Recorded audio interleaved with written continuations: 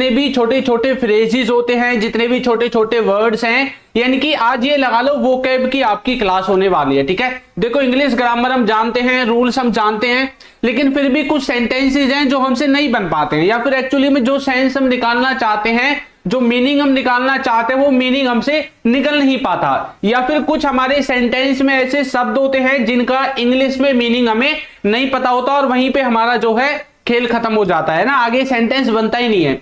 तो इससे पहले की जो वीडियोस हैं उसमें हमने इंग्लिश ग्रामर के जो कॉन्सेप्ट्स हैं उनको सीखा है।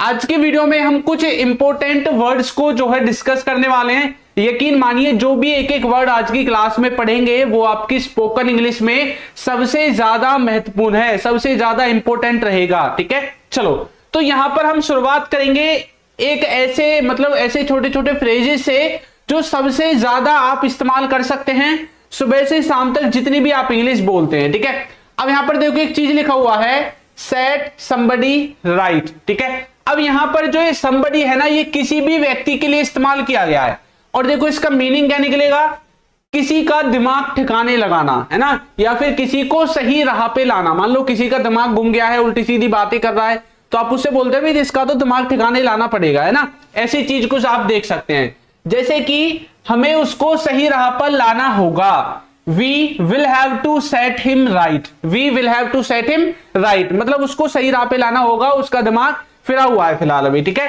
तो इस तरह के कुछ जो छोटे छोटे आप फ्रेजेस देखते हैं, है ना, छोटे छोटे जो आप वर्ड्स को देखते हैं, वो सबसे ज्यादा आपके सेंटेंस में जो है जरूरी होते हैं। एक और देखो एक छोटा सा वर्ड लिखा हुआ है समहाउ। क्या लिखा हुआ है?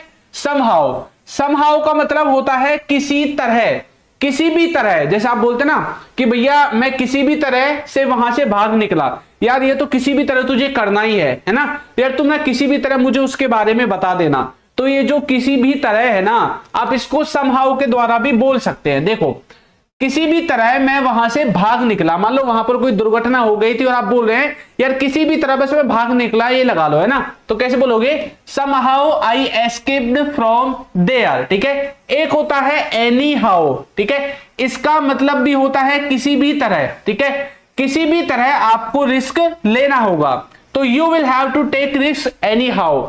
एनी हाउ भी आपको याद रखना है, समहाउ भी आपको याद रखना है। ठीक है, इसी तरह से एक और होता है आपका एट लीस्ट। एट लीस्ट का मतलब होता है कम से कम।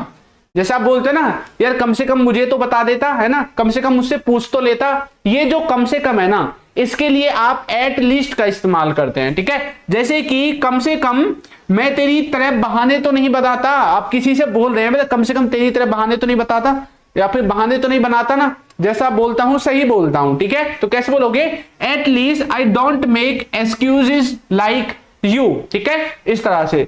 एक और है आपका in one go. In one go का मतलब होता है एक ही बार में या एक बार में। जैसे आप बोलते हैं ना कई बार मैंने एक ही बार में उसको पीट दिया, है ना, मैंने एक ही बार में उस क्वेश्चन को सोल्व कर दिया। तो मतलब कोई भी काम जब आप एक ही बार में कर देते हैं तो उसके लिए आप इन वन गो का इस्तेमाल करोगे। किसका? इन वन गो का आप इस्तेमाल करोगे। ठीक है, वीडियो को सभी बच्चे लाइक जरूर कर देंगे, और जो भी नए बच्चे जुड़ते हैं उनको बता दूं क्लासेस का जो टाइम होता है वो होता है मंडे से फ्राइडे रात को 9 बजे। कितने बजे? मंडे से फ्राइडे रात को 9 बजे जो है हमारी क्लासेस लगती हैं। ठीक है, अब चलो अपनी क्लास को शुरू करते हैं। तो सबसे पहले हम देखेंगे एट ऑल के बारे में। एट ऑल का इस्तेमाल हम किस तरह की सिचुएशन में करते हैं, किस तरह के सेंटेंसेस में हम एट ऑल का इस्तेमाल करेंगे। देखो एट ऑल का मतलब होता है बिल्कुल भी। क्या मतलब होता है इसका? बिल्कुल भी। देखो एग्जांपल से समझ में आएगा, मैं उसे बिल्कुल भी पसंद नहीं करता। आप किसी के बारे में बोल रहे हैं यार मैं उसे ना बिल्कुल भी पसंद नहीं करता। ठीक है, तो कैसे बोलोगे? आई डू नॉट लाइक, या फिर I don't like him at all. ठीक है, मैं उसे बिल्कुल भी पसंद नहीं करता। एक और देखो, उसे नहीं लगता कि यह किताब बिल्कुल भी अच्छी है, या फिर यह किताब बिल्कुल भी अच्छा है, जो भी आप बोलना चाहते हैं। मतलब बिल्कुल भी वाला जो सेंस है, हिंदी में कहीं भी बिल्कुल भी आपको दिखाई देगा, एट ऑल का आप इस्तेमाल कर सकते हैं।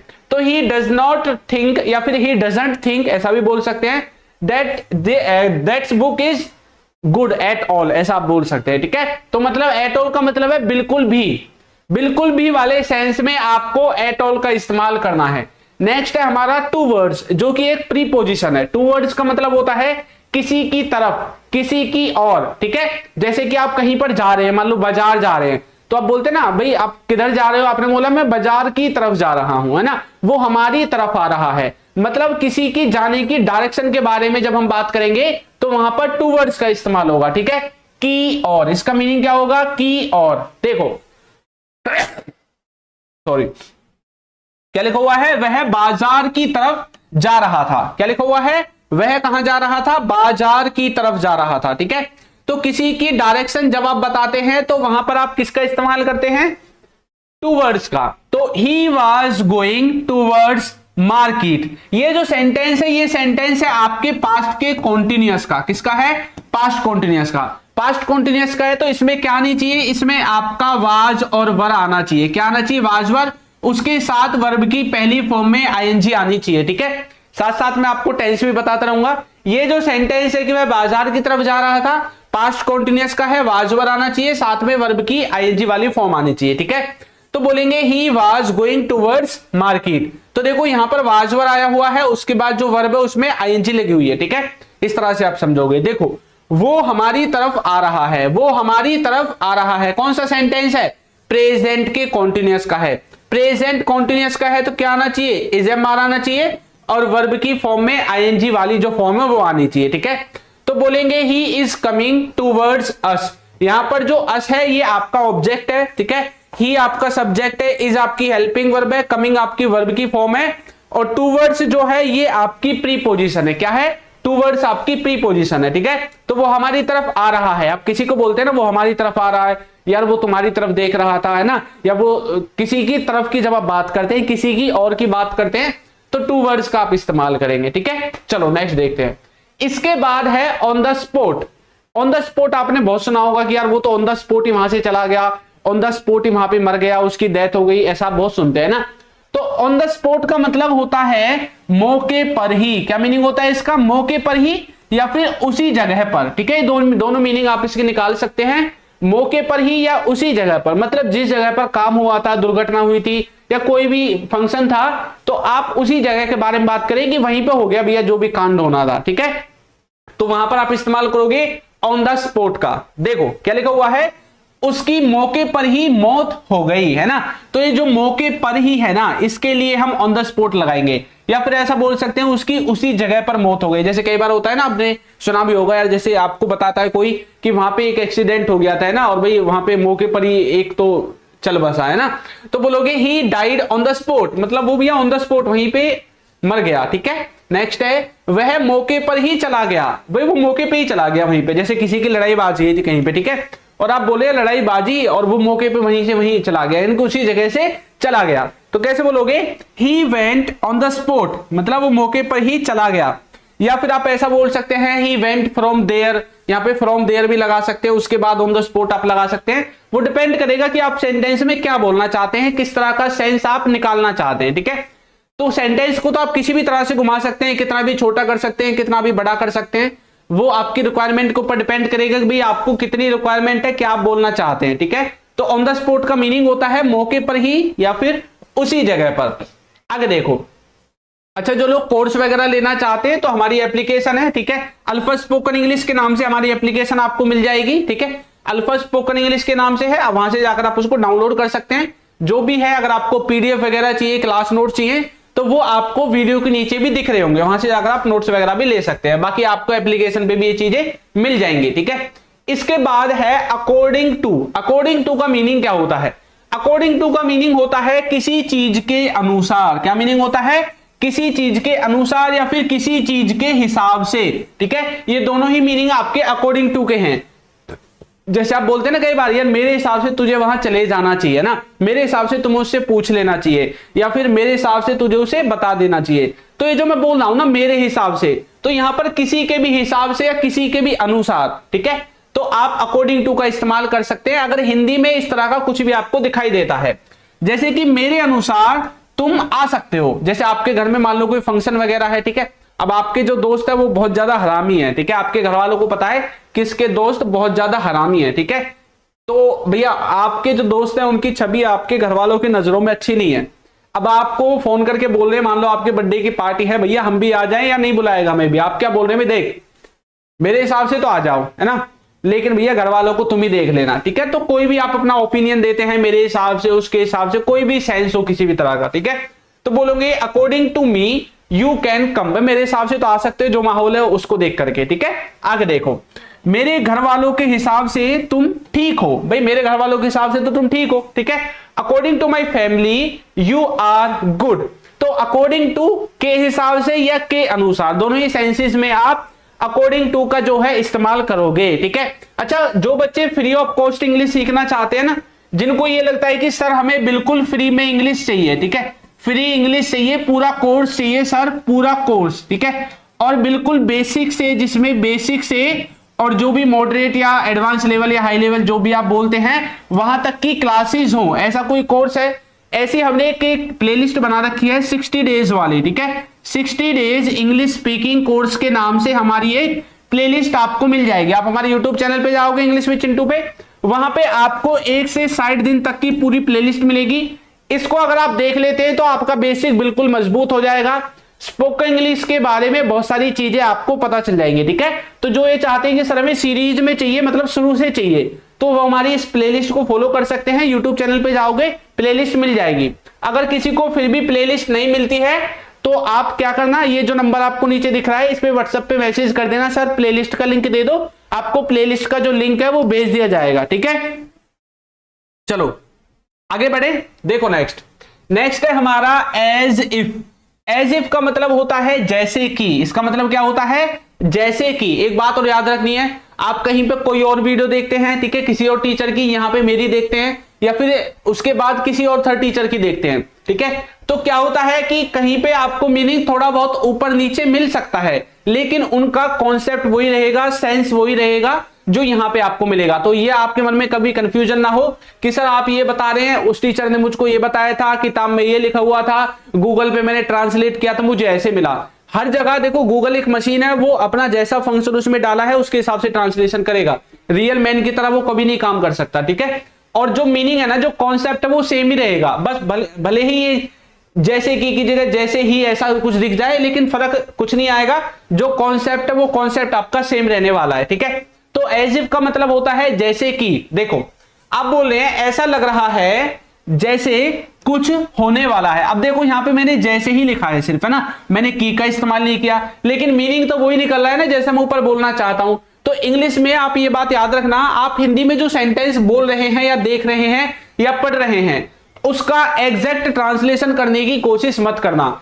ट्रांसलेशन आप अपना इंग्लिश का जो फॉर्मूला है उसके हिसाब से करना, ठीक है। ऐसा नहीं है कि हिंदी में आप हर एक शब्द का ट्रांसलेशन करोगे, नहीं होगा भैया, इसकी ग्रामर अलग है, इसकी ग्रामर अलग है, तो कैसे एक जैसा बैठ जाएगा, इसको बनाने का फॉर्मूला अलग है, इसको बनाने का फॉर्मूला अलग है। तो आप सेंटेंस को समझो, टेंस को समझो, उसका कौन सा टेंस है, और हिंदी में जो शब्द हैं उनके इंग्लिश के मीनिंग जान लो, और उसको इंग्लिश का जो सेंटेंस बनाने का फॉर्मूला है उसके हिसाब से ट्रांसलेट करो, ठीक है। हर एक वर्ड को एक्यूरेट ट्रांसलेट करने की जरूरत नहीं है, वरना गलत हो जाएगा, ठीक है।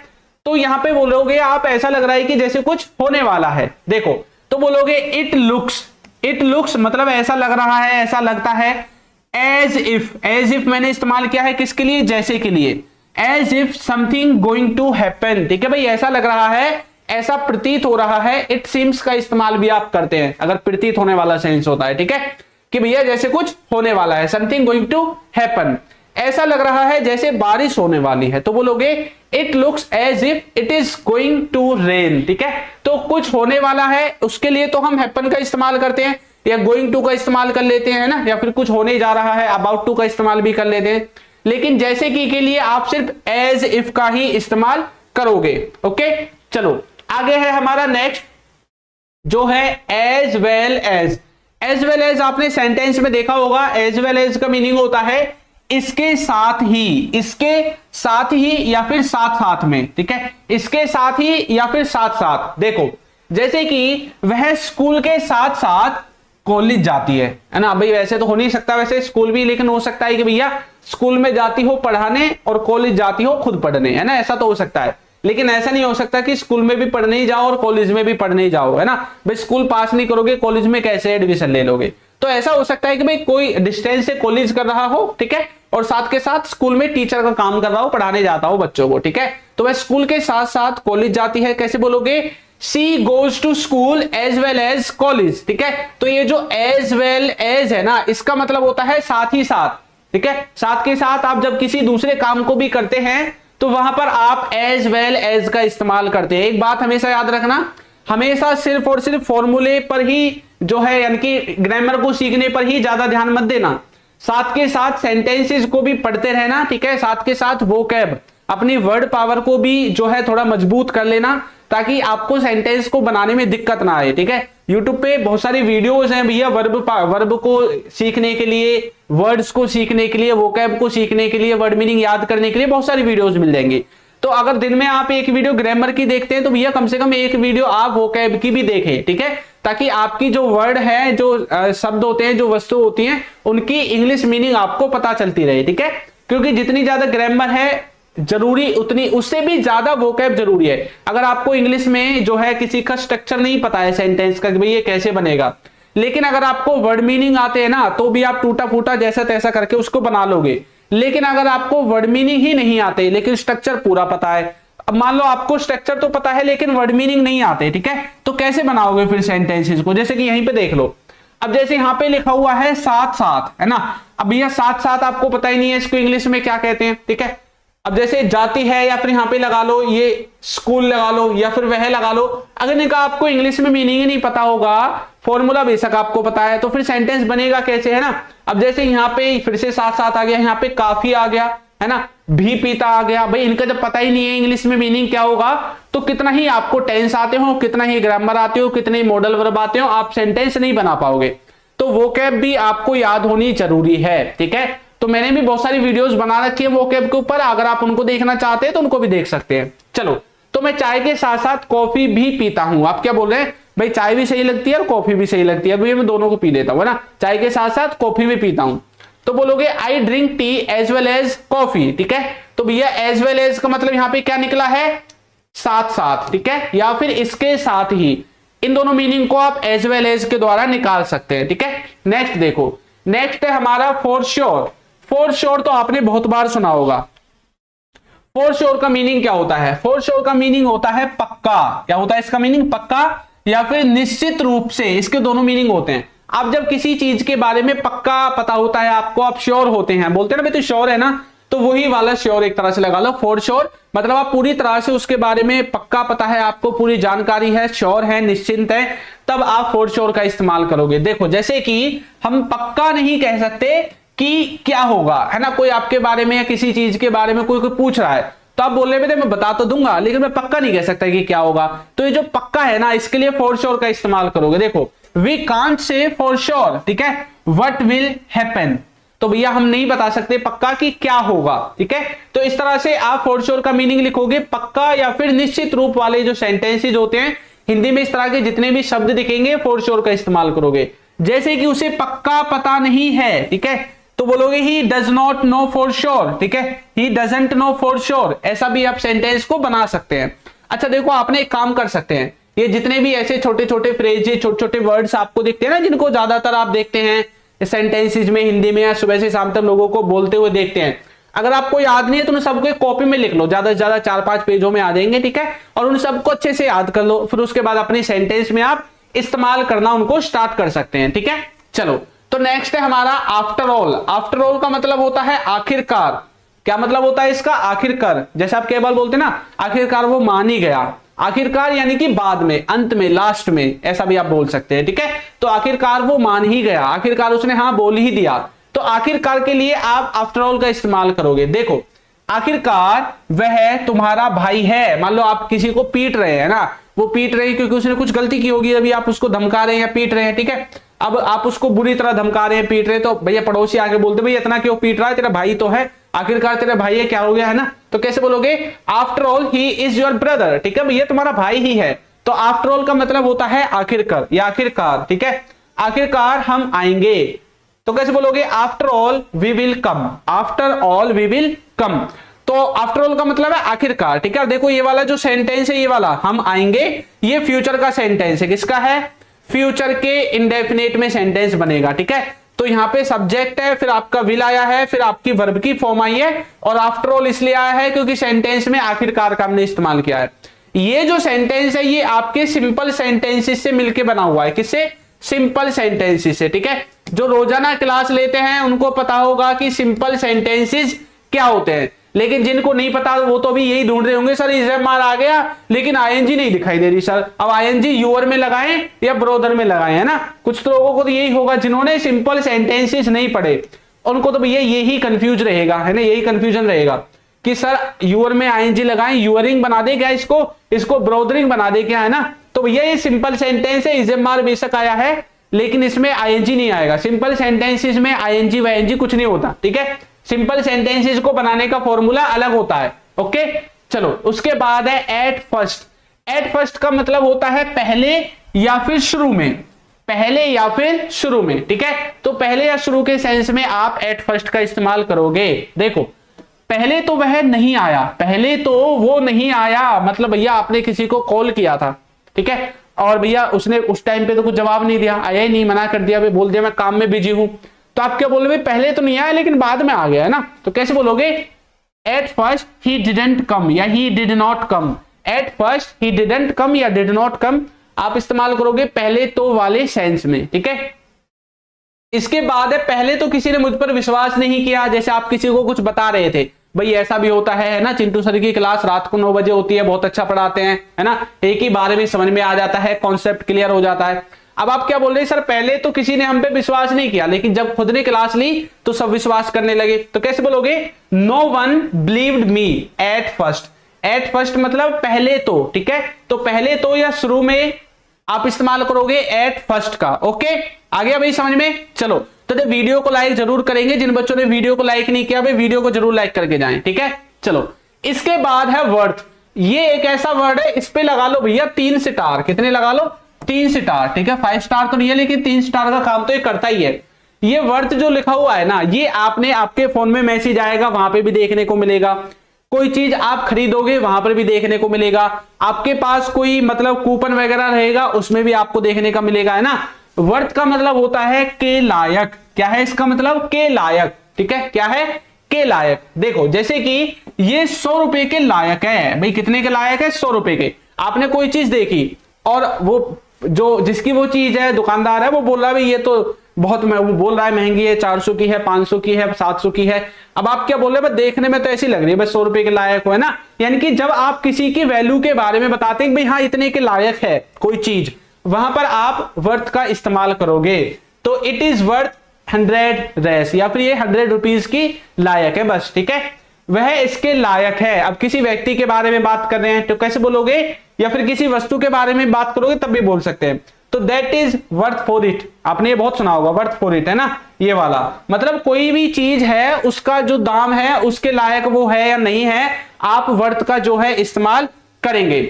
इसके बाद है ड्यू टू। क्या है? Due to. आपने बहुत देखा होगा किताबों में, है ना, आप अगर इंग्लिश की किताब पढ़ते हैं, स्कूल में पढ़ते थे, तो ड्यू टू आपने बहुत देखा होगा। ड्यू टू का मतलब होता है किसी चीज के कारण, किसी चीज के कारण, ठीक है। जब आपको रीजन बताना हो किसके कारण हुआ है भैया, ठीक है, तो ड्यू टू मतलब के कारण, किसी चीज के कारण। देखो वह सोचता है कि वह भाग्य से पास हुआ है ना, उसको ऐसा लगता है कि वो भाग्य के कारण पास हुआ है, ऐसा कुछ मीनिंग है ना। तो कैसे बोलोगे?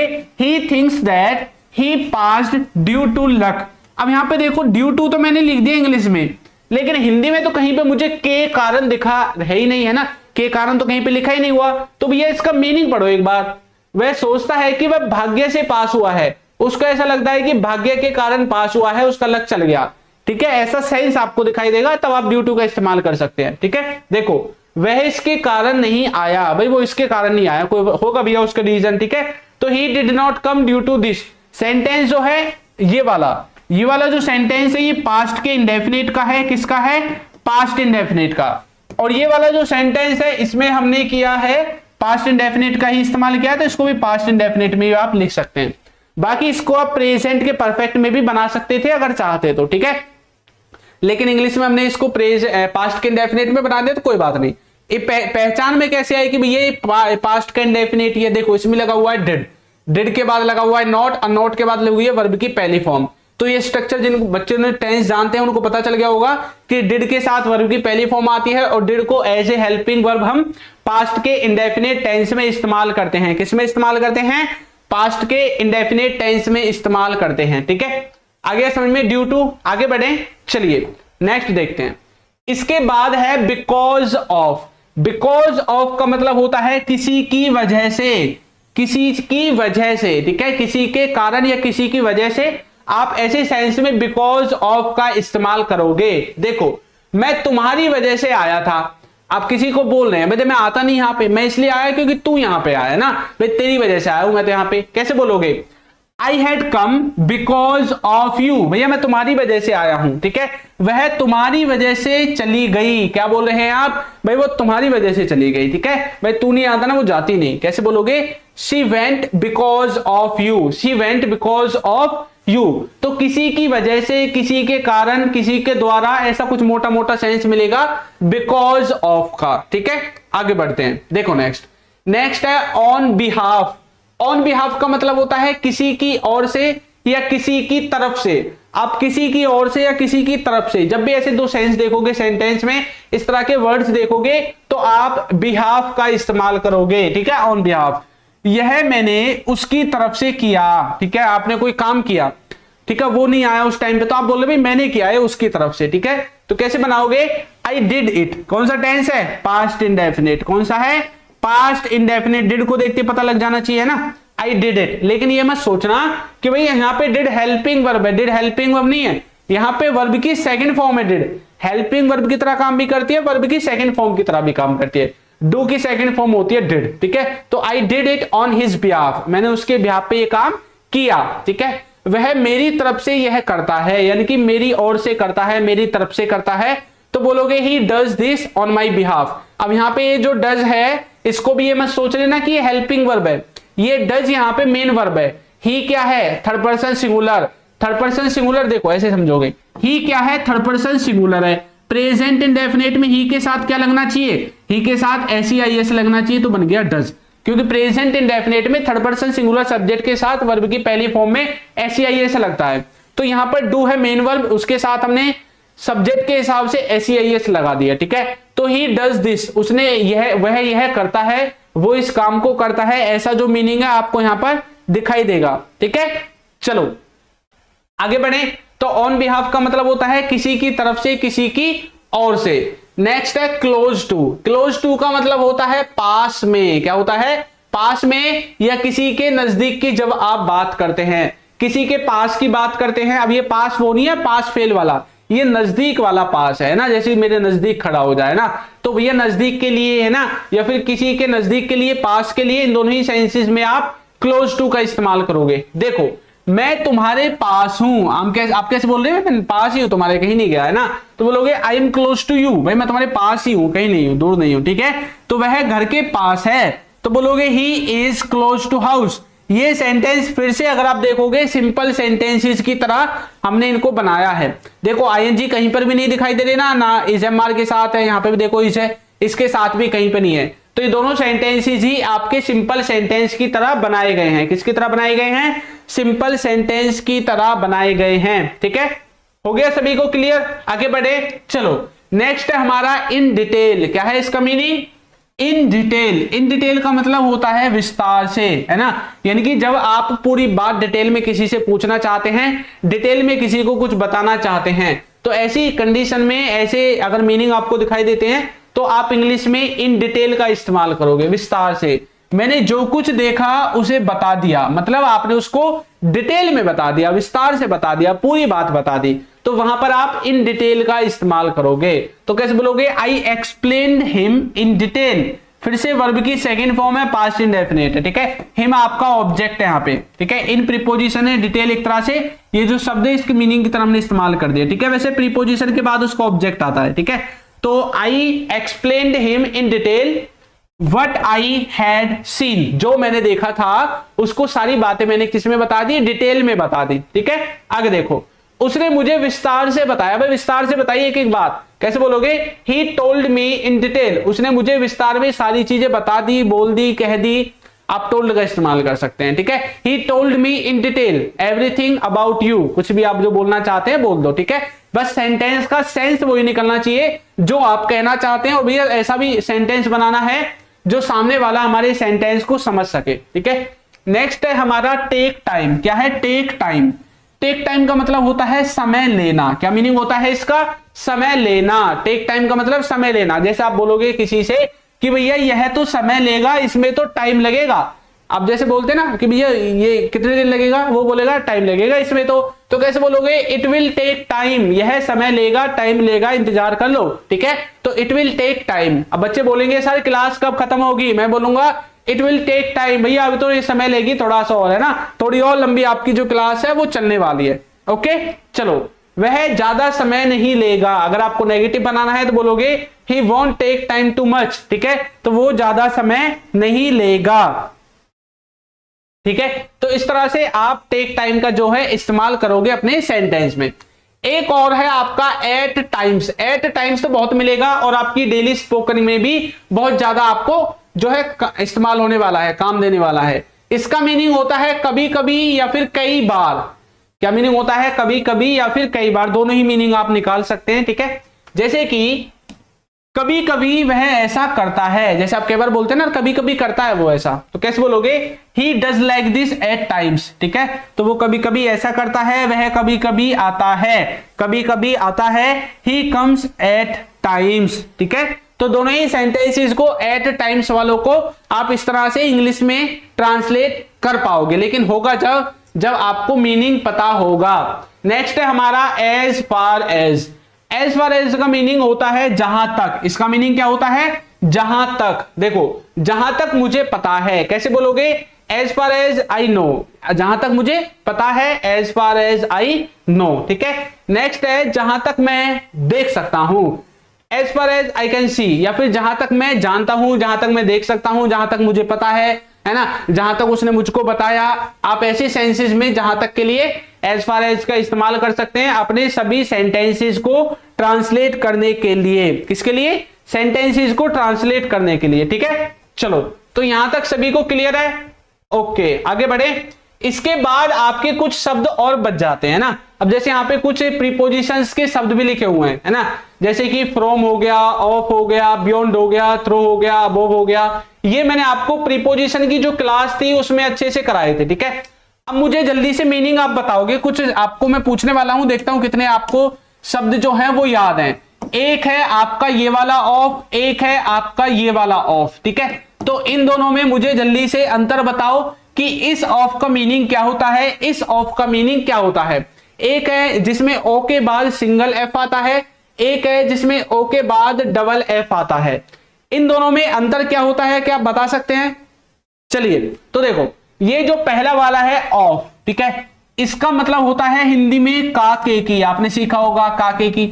लेकिन ये तीनों ही शब्द क्यों लिखते हैं इसके साथ? ये तीनों शब्द इसलिए लिखते हैं ताकि जो हमें सूटेबल लगेगा सेंटेंस में, इनमें से कोई भी एक उठा के लगा देंगे। अगर इसका मान फिक्स कर दिया, मान लो का, और कहीं पे जरूरत है केक या की, तो भैया कैसे लगाओगे फिर? इसलिए तीनों मीनिंग इसी को दे दिए। अब जिसकी जैसे जैसे जरूरत पड़ेगी सेंटेंस में लगा देंगे, ठीक है। आगे देखो, नेक्स्ट है ऑफ। ये जो ओ डबल एफ वाला ऑफ होता है ना, इसका मीनिंग क्या होता है? इसका मीनिंग होता है अलग करना, अलग होना, अलग करना। ये दोनों ही मीनिंग आप लिख सकते हैं, अलग होना या अलग करना, ठीक है। एक चीज को दूसरी चीज से, एक चीज को दूसरी चीज से अलग करना, एक चीज को, एक वस्तु को दूसरी वस्तु से अलग करना, दूसरी वस्तु से अलग करना, ठीक है, से अलग करना। ये होता है आपके ओ डबल एफ जो होता है इसका मीनिंग, ठीक है। जैसे कि आप बोल सकते हैं ही टुक ऑफ, ठीक है।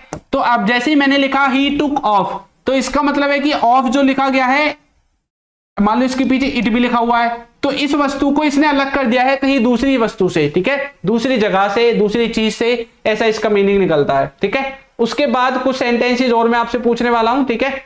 चलो, तो आप, अच्छा, ये जो दोनों है ना, जितने भी मैं आपको बताता हूं, सबको आपको नोट्स बना के लिख लेना है, ठीक है। इसके बाद हम देखेंगे कि अभी जो हमने पढ़ा था ड्यू टू, ड्यू टू का मीनिंग क्या होता है, ठीक है। इसके बाद हम देखेंगे, ड्यू टू के बाद देखेंगे बिकॉज ऑफ, बिकॉज ऑफ। इन दोनों का मीनिंग बताओ, इन दोनों का मीनिंग क्या होगा? एक है आपका ड्यू टू और एक है आपका बिकॉज ऑफ, ठीक है। तो ड्यू टू का मीनिंग आपका क्या होगा? इंग्लिश, हिंदी में बताना, इंग्लिश में तो लिखा ही हुआ है ना। चलो, तो ड्यू टू का मीनिंग क्या होता है? देखो, ड्यू टू का मतलब होता है के कारण, किसी चीज के कारण, ठीक है। और बिकॉज ऑफ, अच्छा बिकॉज का मतलब क्या होता है? बिकॉज ऑफ का, बिकॉज का मीनिंग होता है क्योंकि, है ना। क्या होता है? क्योंकि। तो मतलब आप इसका मीनिंग इससे ही समझ गए होंगे बिकॉज ऑफ का, ठीक है, कि भाई तुम्हारे लिए, तुम्हारी वजह से, किसी की वजह से, किसी के लिए, आप दोनों ही सेंसेस में आप बिकॉज ऑफ का इस्तेमाल कर सकते हैं, ठीक है। चलो, किसी को कोई दिक्कत? यहां तक क्लासेस का टाइम सबको पता है, मंडे से फ्राइडे आपकी जो क्लासेस हैं वो आपकी होती हैं रात को 9 बजे, ठीक है। चलो, एक और देखते हैं। यहां पे एक है आपका इन और एक है आपका इनटू, ठीक है। इसमें भी बच्चे कंफ्यूज रहते हैं, एक है इन और एक है आपका इनटू, ठीक है। इन दोनों का मीनिंग बताओ, इन दोनों का मीनिंग क्या होगा? इन का मीनिंग और इनटू का मीनिंग, इन दोनों में आप कैसे जो है अंतर करोगे? इन का मीनिंग और इनटू का, मैंने एक सेंटेंस लिखा, मैंने उसे, या फिर आप ऐसा बोल सकते हैं, वो कमरे में जा रहा था। क्या बोल रहा है? वो कमरे में जा रहा था। इसमें मुझे क्या लगाना चाहिए? और दूसरा सेंटेंस है, वो कमरे में है, वो कमरे में है, ठीक है। अब देखो, दोनों में मैं लिखा हुआ है, में है ना। अब बताओ मुझे दोनों में क्या इस्तेमाल करना चाहिए? मैं किस में इनटू लगाऊंगा, किस में इन लगाऊंगा? इन दोनों का मीनिंग क्या होता है? देखो, यहां पर इन का मतलब भी मैं होता है, इनटू का मतलब भी मैं ही होता है, ठीक है। अब इसका जो रियल मीनिंग है वो बताओ, किस तरह के सेंस में इनको इस्तेमाल करेंगे? देखो, जब हम किसी चीज के अंदर की बात करते हैं कि किसी चीज के अंदर कोई है, तब तो आप लगाओगे इन का इस्तेमाल। जैसे कि वो कमरे में है तो बोलोगे he is in the room, ठीक है, इन द रूम। तब तो आप लगाओगे यहां पे इनको। मैं ऐसा तो नहीं बोल सकता हूं he is into the room, नहीं। अगर मैं बोल रहा हूं कि वो कमरे में जा रहा है, मतलब ये जो इनटू है ना, इसका इस्तेमाल हम तब करते हैं जब हम किसी को मोशन में देखते हैं ना, गतिशील अवस्था में देखते हैं, ठीक है। गतिशील अवस्था में देखते हैं, चलते हुए देखते हैं, किसी के अंदर जाते हुए देखते हैं, ठीक है। आपने देखा उस टाइम पे वो कमरे के अंदर घुस ही रहा था, जा ही रहा था, किसी चीज में जा रहा था, किसी चीज के अंदर जा रहा था, तो वहां पर आप इनटू का इस्तेमाल करेंगे। तो बोलोगे he was going into the room, ठीक है। तो ऐसी कंडीशन में आप किसका इस्तेमाल करते हैं? इनटू का इस्तेमाल करते हैं। तो ये छोटी छोटी बातें हैं जो आपको आनी चाहिए, और ये तब आएंगी जब आप प्रीपोजिशंस को सीख जाओगे। ये एक तरह से प्रीपोजिशन ही है, ठीक है। और आप प्रीपोजिशन सीखना चाहते हैं, वीडियो देखना चाहते हैं, तो हमारी एक क्लास है प्रीपोजिशन के ऊपर, आप यूट्यूब पे सर्च कर सकते हैं, प्रीपोजिशंस बाय चिंटू सर। आपको हमारी जो क्लास है इनके ऊपर वो आपको मिल जाएगी, ठीक है। वहां से जाकर आपके जो छोटे मोटे डाउट्स होते हैं इनको आप क्लियर कर सकते हैं, ठीक है। एक डाउट और होता है बहुत सारे बच्चों को, जो है आपका फोर और सिंस। क्या होता है? फोर, और एक होता है आपका सिंस। क्या होता है? सिंस, ठीक है। इन दोनों को एक साथ ही लिख देते हैं, फोर और सिंस। मुझे बताओ फोर और सिंस का इस्तेमाल आप कहां पर करोगे? एक होता है फोर, एक होता है सिंस। एक तरफ मैंने लिखा है 2 बजे से। क्या लिखा है? 2 बजे से। एक तरफ मैंने लिखा है 2 घंटे से, ठीक है। एक तरफ मैंने लिखा है 2 दिनों से। क्या लिखा है? 2 दिनों से। एक तरफ मैंने लिखा है 2 मई से। क्या लिखा है? 2 मई से, ठीक है। अब मुझे बताओ किस में मैं यहां पर सिंस लगाऊंगा, किस में मैं फोर लगाऊंगा, ठीक है। बताओ, अगर आपको ये जो आपका टॉपिक है क्लियर है, अगर आपको टेंस आते हैं, टेंस में भी ये कौन से टेंस में इस्तेमाल होते हैं? Since for perfect continuous tense में, है ना। अगर आपको परफेक्ट कॉन्टिन्यूअस टेंस आता है तो बताओ जल्दी से। Very good. सबसे पहले हीना का जवाब आया है, फोर का इस्तेमाल होता है अनिश्चित समय के लिए। ओके, और भाई अर्पिता का आया है सिंस निश्चित समय में और फोर अनिश्चित समय में। अच्छा, और कुछ? और किस किस का जवाब है भाई? जल्दी जल्दी बताओ। फिक्स टाइम के लिए सिंस का इस्तेमाल होगा। Very good. चलो तो बच्चों के जवाब ले लेते हैं भैया ना। एक ने बोला है कि सर फिक्स टाइम के लिए सिंस का इस्तेमाल होगा, और बोला है निश्चित समय के लिए। फिक्स का मतलब निश्चित ही होता है, ठीक है। और किसका जवाब आया है? चलिए अमर ने बोला है for 5 hours I have been using my mobile. Okay चलो तो देखते हैं। अब मैं आपको एक वर्ड में डेफिनेशन बताता हूं दोनों की, आप कैसे समझोगे। देखो आप कैसे समझोगे। अगर फोर को आप लोगों को देखना है तो ये फोर का मतलब है समय अवधि। इसका मीनिंग क्या होता है? समय अवधि जब बताएगा। समय अवधि मतलब काम कितने समय से हो रहा है, यानी कि इंग्लिश में बोले तो टाइम ड्यूरेशन। क्या? Time duration. ठीक है, जब टाइम ड्यूरेशन बताई जाएगी कि काम को चलते हुए कितने समय हो गया है तो आप फोर का इस्तेमाल करोगे। ठीक है, जैसे कि यहाँ पे 2 बजे से बताया गया है। भैया कुछ तो ऐसा तो बताया नहीं कब से चल रहा है, 2 घंटे से बताया गया। यहाँ पे देखो काम को चलते हुए कितना टाइम हो गया ये बताया गया है 2 दिनों से। यहाँ पे भी यही बताया गया है कि काम को चलते हुए कितना टाइम हो गया है, लेकिन इन दोनों में नहीं बताया गया। तो यहाँ पे भी फोर का इस्तेमाल कर सकते हैं, यहाँ पे भी फोर का इस्तेमाल कर सकते हैं। सिंस का इस्तेमाल जब होता है जब काम का क्या बताया जाता है? स्टार्ट का टाइम, काम का स्टार्टिंग टाइम बताया जाता है। स्टार्टिंग टाइम बताया जाता है कि काम कब से शुरू हुआ है। जब स्टार्टिंग टाइम बताया जाएगा, फिक्स टाइम भी बोल सकते हैं। ठीक है, जो मैंने पहले की वीडियोस में बताया है। तो जैसे बताया हुआ है 2 बजे से, यानी कि काम कब से शुरू हुआ है भैया? 2 बजे से। लेकिन इधर देखो कब से शुरू हुआ है? 2 घंटों से। नहीं भैया ये तो नहीं बता रहा कब से शुरू हुआ, ये तो ये बता रहा है कि कितना समय हो गया। तो जब कितना समय हो गया तो 4 लगेगा, और स्टार्टिंग टाइम बताया जाता है तो आप सिंस का इस्तेमाल करोगे। किसका इस्तेमाल करोगे? सिंस का। अगर आपको ये डेफिनेशन याद रहेंगे आप कभी भी नहीं भूलोगे, है ना। अगर आपको ये डेफिनेशन याद है तो कभी नहीं भूलोगे। अगर रटोगे कि मॉर्निंग के सन तो सर सिंस आएगा, इवनिंग के सर सिंस आएगा, है ना, बचपन के सर सिंस आएगा, और सर अगर 2 बजे बता दिया तब भी सिंस आएगा, है ना, या फिर कुछ और बता दिया सुबह से, शाम से, दोपहर से, रात से, 2 घंटे से, 4 घंटे से, 5 महीनों से, 2 सालों से, 2 जन्मों से, 2 शताब्दियों से, तो सर 4 भी आ सकता है ना। अगर रटोगे तो भूल जाओगे, लेकिन अगर ये पॉइंट आपको याद रहेंगे, अगर स्टार्टिंग पॉइंट लिखा हुआ है तो भैया सिंस लगा दो। अगर टाइम ड्यूरेशन बता रखी है, समय अवधि बता रखी है, तो आप क्या लगाओगे? आप लगाओगे भैया फिर 4 का इस्तेमाल करोगे। ठीक है, तो इस तरह से आप सिंस और 4 दोनों को इस्तेमाल कर सकते हैं। भैया वीडियो में अभी तक लाइक 200 नहीं पहुंचे हैं ना, आप एक बार वीडियो के लाइक्स को 200 पहुंचा दो भैया, कम से कम 200 तो पहुंचने ही चाहिए। ठीक है, क्लासेस का टाइम आपको बता देता हूं। क्लासेस का टाइम नए बच्चों को जिनको नहीं पता, मंडे से फ्राइडे रात को 9 बजे। कितने बजे? 9 PM। ठीक है, तो 9 बजे आपकी क्लास होती है, फ्री ऑफ कॉस्ट, कोई पैसा नहीं लगेगा। जो बच्चे फ्री में सीखना चाहते हैं रात को 9 बजे हमारी क्लासेस को ज्वाइन कर सकते हैं। ओके चलिए, तो मिलेंगे अपनी नेक्स्ट क्लास में नए टॉपिक के साथ। तब तक के लिए सभी बच्चों को good night, tata, bye bye. और अगर कोई डाउट होता है किसी का तो कमेंट करके जरूर बताएं। ठीक है, वीडियो कैसी लगी है ये भी आपको जरूर बतानी है। Thank you.